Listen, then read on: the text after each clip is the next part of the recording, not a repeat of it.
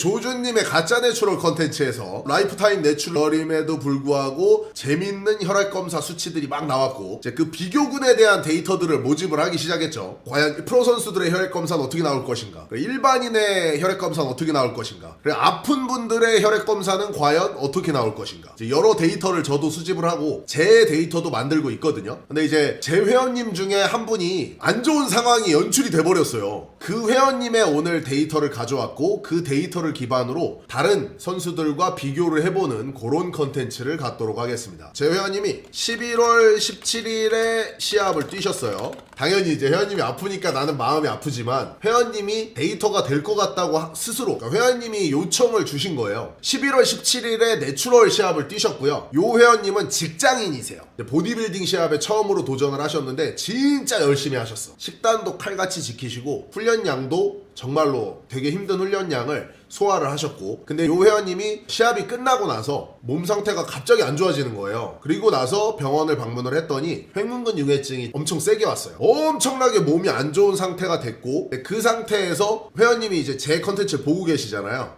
그러면은 선생님이 지금 내 상태에서 남성 호르몬 검사하면 어떻게 나오는지 궁금한데요? 요렇게 얘기를 하시는 거예요. 그래서 이제 회원님이 남성 호르몬까지 체크를 해서 저한테 자료를 공유를 해주신 겁니다. 대단하신 분입니다. 제 회원님이지만 이희철 회원님, 이 자리를 빌어서 제가 감사 인사 드립니다. 회원님이 정말 열심히 하셨고, 또 회원님의 몸 상태를 먼저 한번 보겠습니다. 회원님이 어느 정도 수준의 다이어트를 했는지를 먼저 보여드릴게요. 태어나서 처음으로 시합을 나가신 회원님이고요. 얼굴이 노출은 되면 안 되니까 제가 뒷모습만 보여드릴게요. 다이어트를 어느 정도 했냐면은 이제 요 정도 하셨습니다. 직장인 분인데 불구하고 다이어트 상태는 엄청 좋죠. 등만 봐도 다이어트 강도가 어느 정도 나왔는지는 구독자분들도 이해가 되실 겁니다. 그리고 요 다이어트 상태가 조영재님하고 비교를 했을 때 과연 이제 어느 정도 되는지도 제가 한번 비교를 해드릴게요. 조영재님은 시합을 11월에 뛰셨거든요. 11월 초에. 그리고 이제 저희 회원님은 11월 중순에 뛰신 거고, 조영재님하고 다이어트 강도를 그냥 간단하게 비교를 한번 해보고 누가 더 다이어트를 잘했는지는 뭐 구독자분들이 판단을 해주셔도 좋을 것 같아요. 제 회원님은 엉덩이에 빗살이 나오긴 했습니다. 맨즈 피지크라서 바지를 지금 요 바지를 입고 있는데, 제 회원님 같은 경우에 엉덩이 빗살이 나오기는 하셨어요. 그러니까 요렇게 이제 비교를 해보면은 아시겠지만 사실 다이어트 강도는 제가 봤을 때 제 회원님이 다이어트 강도는 조금 더 잘 만들었다고 생각을 하거든요. 조영재님 같은 경우에는 실제로 다이어트 강도는 그렇게 뭐 엄청 좋은 상태는 아니었죠. 요거는 누가 봐도 느껴질 거예요. 덩어리가 크긴 하지만 지방이 얇은 거는 조영재님이 그렇게 지방이 얇진 않았다. 오른쪽 한 주먹 사진 잘못 올린 거 아닌가요? 이 조영재님입니다. 조영재님이 컨디셔닝은 사실 좋지는 않았어요. 전면에서 봐도 컨디셔닝 자체는 좋지는 않았지만 근육량은 진짜 엄청 많죠. 볼륨이 빡빡 이렇게 차 있어. 볼륨은 엄청 차 있는데 컨디셔닝은 사실 시합에서도 좋진 않았다. 한주먹님하고 지방 상태는 거의 비슷한 상태라고 저도 보기는 해요. 그리고 지금 이 등이 대상포진이에요. 조영재님 등 보면은 여기는 지금 대상포진이 확실해. 시합 나갈 때도 조영재님이 대상포진이 다 낮지가 않았었던 거예요. 대상포진이 그냥 눈에 딱 보이죠. 제 회원님하고 비교를 해도 뭐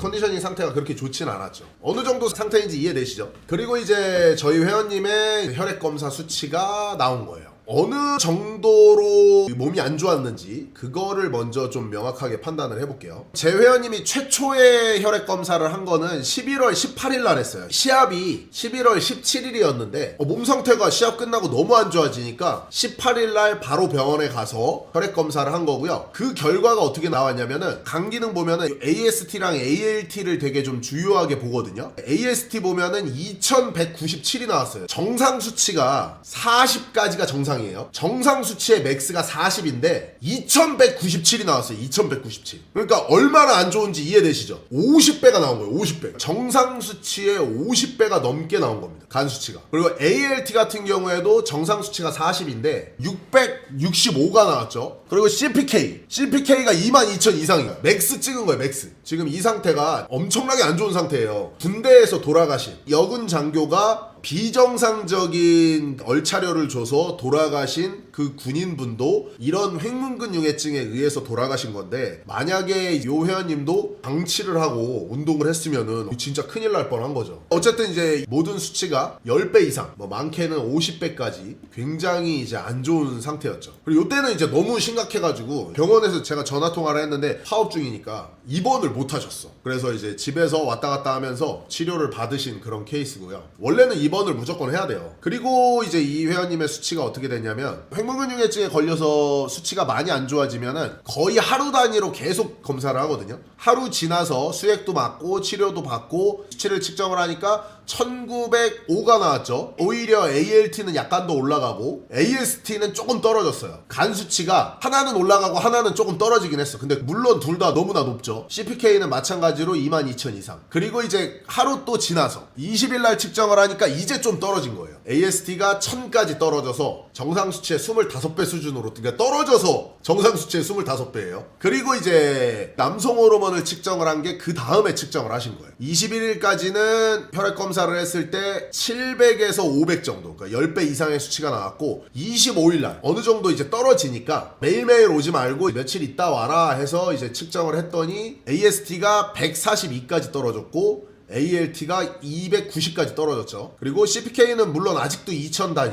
그러니까 정상 범위보다 한 10배 정도 CPK가 높은 수치고, AST 같은 경우에는 맥스 40에서 3배에서 4배 정도 수치, 그리고 ALT 같은 경우에는 41이니까 7배 정도 되는 수치죠. 회원님 같은 경우에는 간 수치가 정상 수치에서 50배 이상 높은 상태에서 서서히 떨어져서 많이 안정권에 들어오긴 했지만, 이때 이제 남성 호르몬 검사를 같이 한 거예요. 남성 호르몬 검사를 했는데 남성 호르몬이 몇이 나왔냐면은 2.37이 나왔어. 요게 좀 중요한 부분이라고 생각하거든요. 저도 좀 궁금한 게, 만약에 회원님이 첫날 남성 호르몬 검사를 했다면 몇이 나왔을까? 그게 나는 좀 궁금하긴 해요. 첫날은 진짜 너무 안 좋았고, 이날은 지금 어느 정도 회복이 되긴 했지만 그럼에도 불구하고 어마어마하게 안 좋은 수치거든요. 간 수치가 정상에서 뭐 거의 뭐 5배, 6배 이렇게 높은 상태잖아. 굉장히 수치가 안 좋은 상태인데도 불구하고 남성 호르몬은 2.37, 정상 범위에서 약간 낮은 상태가 나왔단 말이에요. 그리고 다이어트 상태는 제 회원님이 약간 더 좋긴 했어. 근데 이제 이 수치로만 보면은 어떻게 보면은 뭐 0점대도 아니고 2점 몇 대가 나오는 거니까, 만약에 첫날 검사를 했다면 50배일 때 간이 진짜 작살나 있는 상태에서 검사를 했다면 과연 0점대가 나왔을까? 라는 저도 의문은 남긴 하지만, 제가 그 상황에서 회원님 지금 너무 아프니까 남성 호르몬 측정해주세요, 내가 이렇게 할 수가 없잖아. 이거는 지금 회원님이 스스로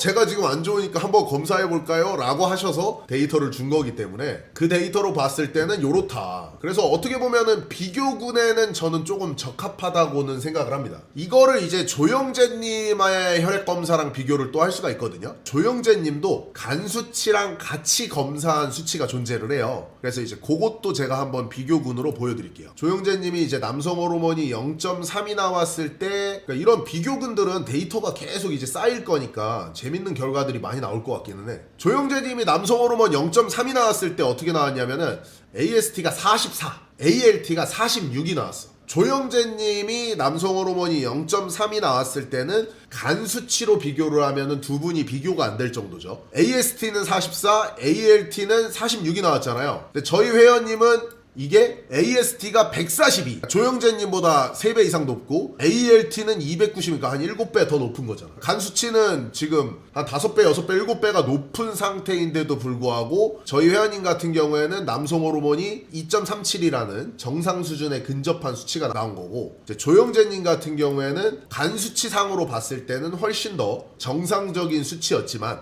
하지만 남성 호르몬은 0.3대가 나온 거예요. 요 비교도 되게 재밌을 것 같아요. 그리고 이제 두 분의 몸을 다시 한번 비교를 해보면은 두 분의 몸 상태가 사실 뭐 다이어트 상태로만 봤을 때 그렇게 큰 차이는 없다. 근육량은 물론 조영재님이 압도적으로 근육량이 많긴 하지만 다이어트 상태로만 보면은 오히려 뭐 저희 회원님이 약간 더 좋은 상태에서 요런 수치를 기록했다라는 거를 우리가 알 수가 있는 겁니다. 그래서 회원님 같은 경우에는 이제 정상적으로 계속 치료를 받고 계세요. 지금도 치료를 받고 계시고 지금도 좋아지고는 있는데 완전히 좋아지면은 남성 호르몬 수치를 다시 한번 측정을 하신다고 하거든요. 그래서 저희 회원님의 데이터도 어떻게 보면은 비교군으로서의 역할은 되게 제대로 될 것 같고, 앞으로 내추럴 프로분들의 시합 2주 전의 혈액 검사들도 이제 앞으로 데이터가 나올 거고, 저한테 이런 자료들을 보내주시는 그런 분들도 어느 정도 있으셔서 그분들의 혈액 검사 상태들도 비교 분석을 한번 해보면서 과연 어떤 게 좀 합당할까라는 그런 이제 추론을 또 해볼 수 있을 것 같아요.